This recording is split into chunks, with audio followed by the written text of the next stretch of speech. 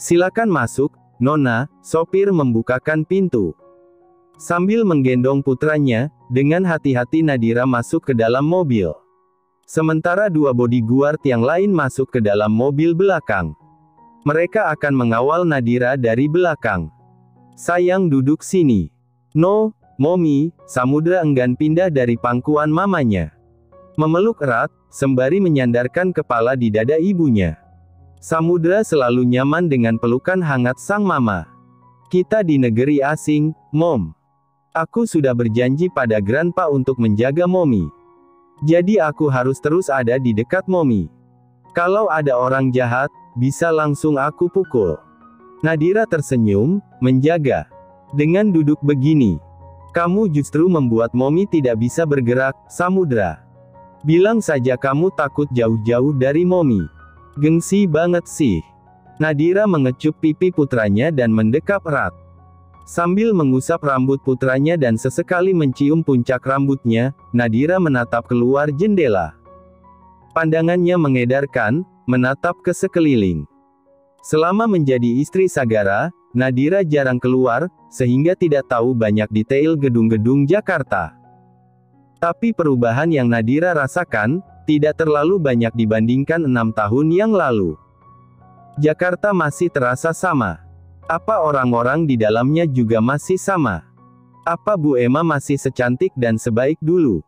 Apa Mama Natasha masih selembut dan sepenuhnya yang dulu? Apa Kak Derek masih sekejam dulu? Dan dia, Sagara. Bagaimana dia sekarang? Apa dia masih segalak dulu? Mommy. Nadira mengerjap, iya, sayang. Kita berapa lama di sini? Tidak akan lama, hanya sebentar. Setelah urusan Mommy selesai kita pulang. Pokoknya di sini Samudra happy-happy saja. Nanti kita ke Bali juga. Banyak pantai indah di Bali. Bali. Aku dengar itu pulau paling terkenal di Indonesia. Iya, nanti kita ke sana. Oke, Mommy. Aku tidak sabar ingin ke Bali. Pagi hari sekitar jam 10, saat Sagara sedang sibuk-sibuknya akan menghadiri rapat penting, tiba-tiba Papa datang ke kantor membawa 20 foto gadis yang akan dijodohkan dengannya. Pilih salah satu. Dengan semangat membara, Prayoga menjejerkan satu persatu foto itu di meja berbentuk persegi panjang. Sedangkan Sagara duduk di sofa seberang, bersandar di punggung sofa, dengan kepala mendonggak ke atas, menghadap pada langit-langit ruangan. Kedua matanya terpejam dengan kepala yang tiba-tiba berdenyut-denyut.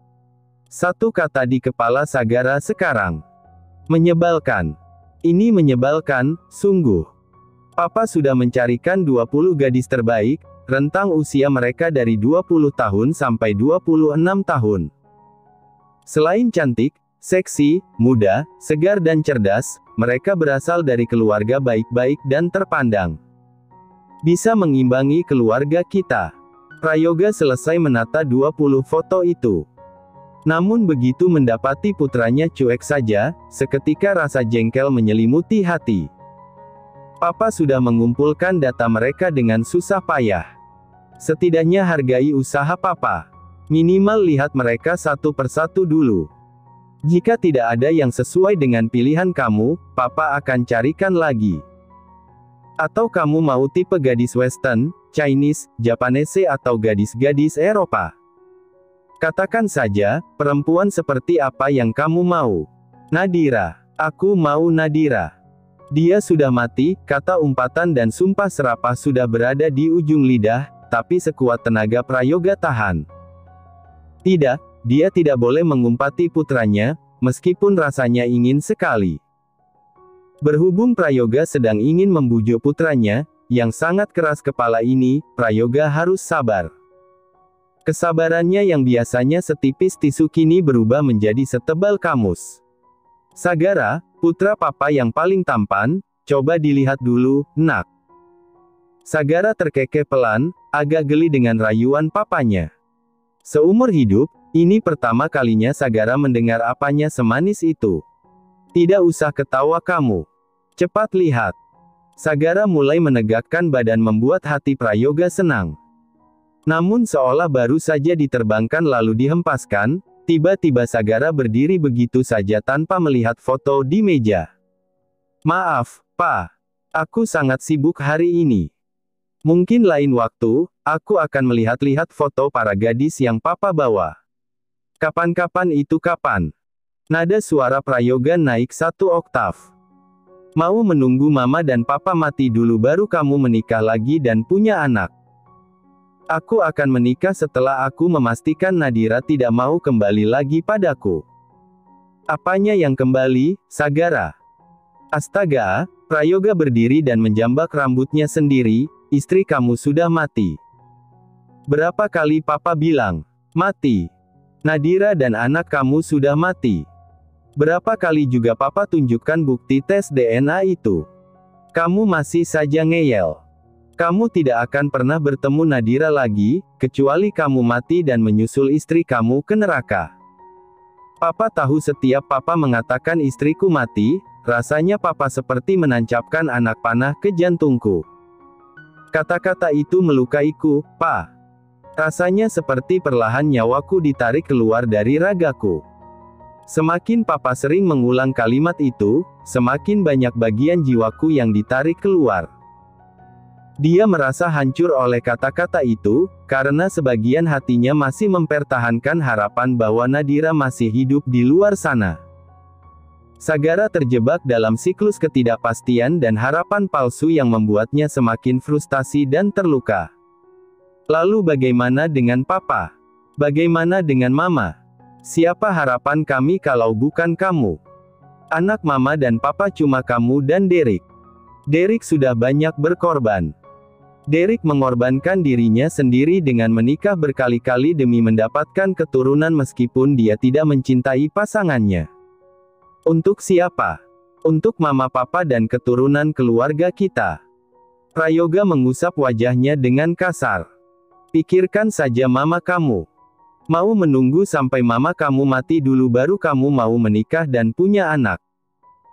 Seberapa penting Nadira yang sudah mati itu dibandingkan ibu kamu yang melahirkan kamu? Kenapa kamu tidak mencoba mengerti perasaan Mama dan Papa? Kamu begitu melindungi hati kamu agar setia pada istri kamu yang sudah mati, tapi mengabaikan perasaan Mama dan Papa. Egois sekali kamu. Sagara kembali terduduk di sofa, menumpukan siku di lutut dan mencengkeram rambutnya. Apa iya selama ini Sagara seegois dan sejahat itu pada kedua orang tuanya? Sagara terlalu mementingkan perasaannya sampai lupa ada orang-orang di sekitar yang terluka karena sikapnya. Sagara terlalu hanyut dengan traumanya sampai memberikan trauma pada saudara kandung dan ibunya. Sagara, Prayoga duduk di samping putranya dan merangkul pundaknya. Sedikit meremas untuk memberikan sentuhan rasa peduli. Tidak ada yang minta kamu melupakan Nadira dan anak kamu yang sudah meninggal. Cintai mereka sepuas kamu. Papa hanya butuh keturunan dari kamu. Seandainya Derek bisa punya keturunan, Papa tidak akan memaksa kamu sampai segininya. Papa juga berusaha menjadi ayah yang baik untuk kamu maupun Derek. Tolonglah mengerti dan pahami perasaan Papa. Melihat tanda-tanda Sagara tidak memberontak seperti tadi, Prayoga tidak menyia-nyiakan kesempatan. Melihat sekali lagi foto-foto para gadis itu lalu mengambil satu yang paling dia sukai dan menyodorkan pada putranya. Ini saja, namanya Sonya, dia anak Pak Marsyanda dan Pak Handaru. Kamu juga sudah mengenalnya. Adiknya Hiro. Selain cantik dia juga wanita karir yang hebat, sekarang dia memegang salah satu departemen store milik keluarganya. Kalau tidak salah usianya 26 tahun. Prayoga menjelaskan panjang lebar tentang identitas Sonya. Sementara Sagara acuh tak acuh mendengarkan. Karena sejujurnya dia masih berat menerima pernikahan kontrak ini. Kalian juga saling mengenal. Mama, Papa dan kedua orang tua Sonya juga saling mengenal. Setiap kamu, Hiro dan Roger nongkrong, kadang-kadang Hiro mengajak adiknya Kan. Terus setiap ada acara keluarga, acara kantor, kamu juga bertemu Sonya. Sonya juga banyak memberikan dukungan selama 6 tahun ini saat kamu down. Sepertinya Sonya menyukai kamu. Dia pasti setuju melahirkan anak untuk kamu. Prayoga terus membujuk putranya. Besok papa agendakan. Terserah, Pa. Seketika senyum Prayoga mengembang. Oke, papa hubungi keluarga mereka sekarang. Dijodohkan. Aku. Sonya syok setengah mati saat tiba-tiba kedua orang tuanya ingin menjodohkannya dengan Sagara. Iya, sayang. Mama dan papa sudah bertemu dengan Prayoga. Kami setuju, jawab Marshanda. Setuju. Kenapa mama papa nggak minta pendapatku dulu? Bukannya kamu juga mencintai Sagara? Enggak, Ma. Kapan aku bilang aku mencintai Kak Gara? Handaru meletakkan iPad di meja. Sudahlah, akui saja. Tidak perlu malu-malu begitu. Kami tahu kok dari cara kamu menatap Sagara, kamu mencintainya kan? Seandainya kamu jujur dari awal tentang rasa cinta kamu itu, pada mama dan papa akan menjodohkan kalian sejak dulu. Marshanda mengangguk, iya, maaf ya mama tidak peka dengan perasaan kamu. Pantas saja setiap mama tanya kamu sudah punya pacar atau belum, kamu selalu jawab belum. Ternyata kamu diam-diam mencintai Sagara. Astaga, sayang. Marshanda senyum-senyum sendiri. Ternyata putri kita kecantol pesona duda. Marshanda tersenyum gemas sambil menepuk paha suaminya. Tapi tidak heran juga si putri kita jatuh cinta pada Sagara. Meskipun sudah duda, dan berusia kira-kira 36 tahun, kan? Sagara masih terlihat muda. Justru semakin kesini semakin tampan, selain itu juga matang dan mapan. Seperti aktor Korea gitu loh, mereka kan semakin tua semakin hot. Sama seperti Sagara. Aku tahu Sagara masih muda dan tampan, tapi apa sebegitunya kamu memujinya? Heran Handaru. Marshanda tertawa. Kamu cemburu. Astaga sayang, sudah tua masih aja cemburu. Dengan gemas Marshanda mencubit pipi suaminya. Sementara mereka saling menggoda satu sama lain dan tertawa, sang putri manis mereka justru menyorotkan mata kesal. Lebih tepatnya terkejut dan syok. Syok dengan keputusan kedua orang tuanya menjodohkannya dengan Sagara. Ditambah lagi, sejak tadi mereka berpikir Sonya mencintai Sagara. Astaga, dari segi apa mereka bisa menyimpulkan itu? Ma, Pa. Aduh mama lupa ada kamu di sini. Marshanda terkekeh karena terlalu asik bercanda dengan suaminya. Ya udah mau nikah kapan? Mama dan papa akan mempersiapkan semuanya. Ma, Sonya ingin ngereok rasanya. Nikah apa sih? Ya nikah betulan, jawab Handaru. Harusnya kamu senang dong menikah dengan laki-laki yang kamu cintai. Kamu tidak perlu diam-diam memendam perasaan kamu lagi. Tidak apa-apa, papa setuju kamu menikah dengan duda, apalagi dudanya spek Sagara Vin Erlangga. Lagi pula, kamu sudah 26 tahun sudah waktunya kamu menikah. Iya, sayang. Semakin cepat kamu menikah, Hiro juga akan menikah. Kakak kamu itu tidak akan mau menikah sebelum kamu menikah, sambung Marshanda. Sonya bahkan belum mengutarakan hatinya tapi kedua orang tuanya langsung menyimpulkan begitu saja. Dan sekarang mereka membicarakan masalah Hiro. Yang seketika membuat Sonya menyendu. Iya, abangnya belum menikah karena menunggu Sonya menikah. Sedangkan Sonya belum ingin menikah. Dia masih ingin menikmati masa-masa mudanya menjadi wanita karir. Atau lebih tepatnya, ada laki-laki lain yang Sonya cintai. Ada apa ini? Kenapa tiba-tiba membahas aku menikah? Sahut Hiro yang baru pulang.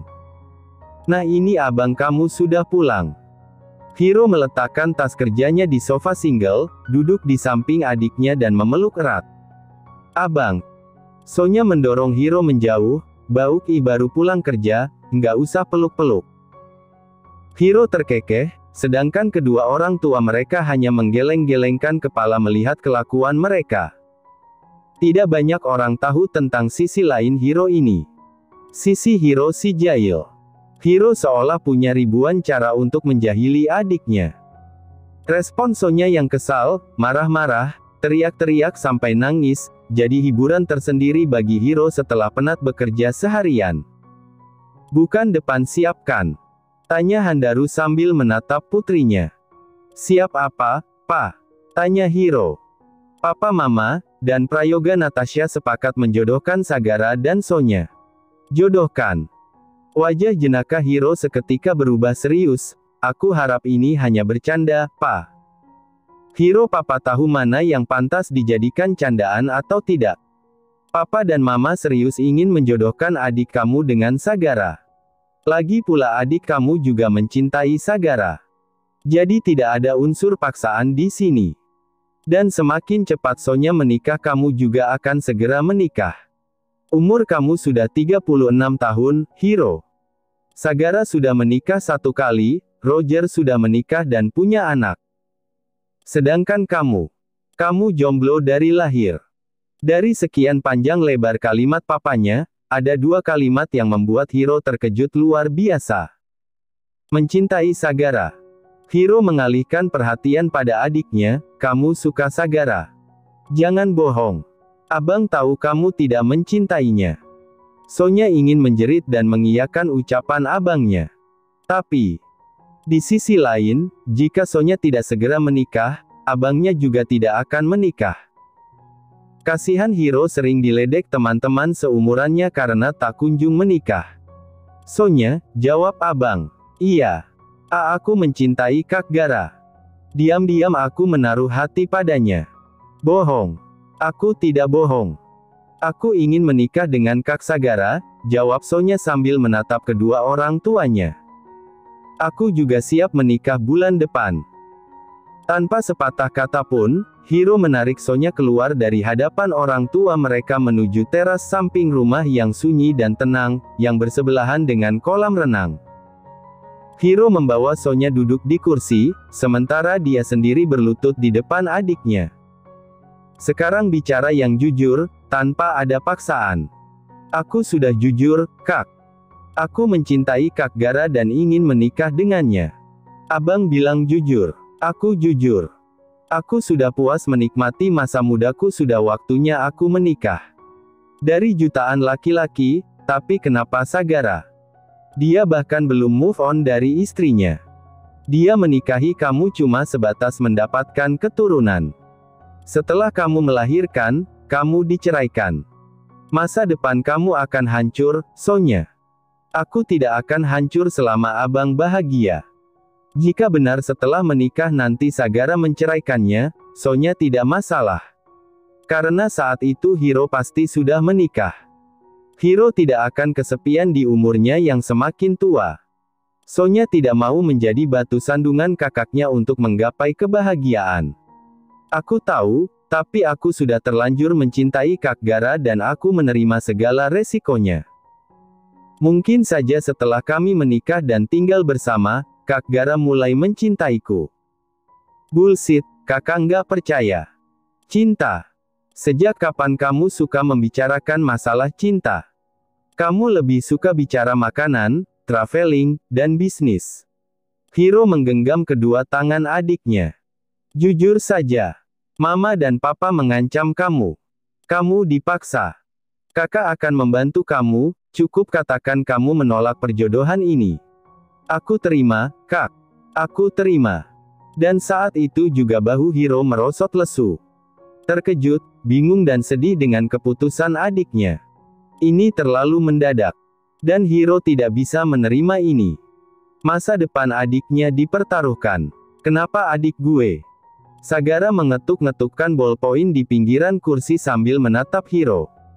Posisi Sagara masih duduk bersandar di kursi kerja sementara Hiro berdiri di seberang meja, tampak marah. Tadi, saat Sagara hendak pulang, tiba-tiba Hiro datang ke kantornya. Wajahnya tidak bersahabat, seolah ingin menelan Sagara hidup-hidup. Tidak terlalu terkejut, Sagara sudah bisa menebak, setelah peresmian perjodohan itu, Hiro pasti datang mencarinya. Gue tanya, kenapa dari sekian banyak perempuan lo pilih adik gue? Gue dijodohkan. Lo bisa nolak. Sudah, tapi lo tahu kan papa gue sekeras kepala apa? Lagi pula, pernikahan gue dan adik lo cuma pernikahan kontrak. Setelah dia hamil dan melahirkan, kita akan cerai. Semudah itu. Kedua tangan Hiro terkepal kuat. Kemarahannya semakin menjadi-jadi karena respon Sagara terlihat santai dan meremehkan. Padahal ini menyangkut masa depan adiknya. Batalkan perjodohan ini. Adik gue bukan alat kalian untuk mendapatkan keturunan. Katakan itu juga untuk adik lo. Bukannya adik lo juga setuju dengan perjodohan ini. Dia sudah tahu segala resiko yang akan terjadi. Tapi dia tetap memilih menikah dengan gue. Terus kenapa sekarang lo marah seolah gue penjahatnya di sini? Gue nggak melakukan apa-apa. Gue juga ada di posisi sulit, yang nggak punya pilihan lain selain menerima perjodohan ini demi keluarga gue. Lo bisa memilih perempuan lain selain adik gue.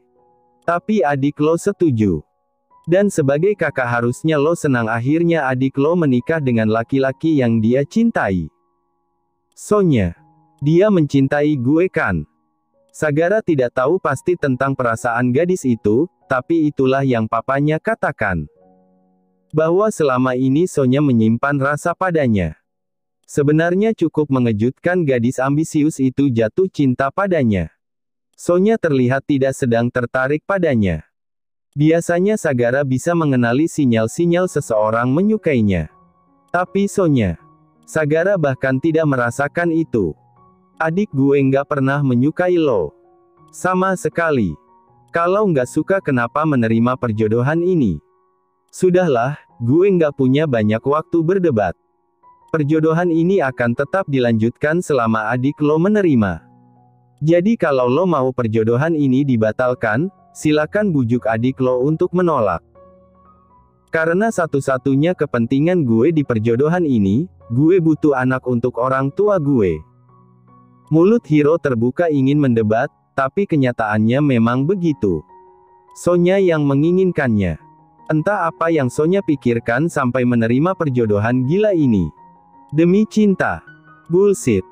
Sampai detik ini Hiro tidak percaya Sonya mencintai Sagara. Pasti ada sesuatu yang disembunyikan adiknya. Tapi ada satu cara untuk membatalkan semua ini. Hiro mengernyitkan alis, apa?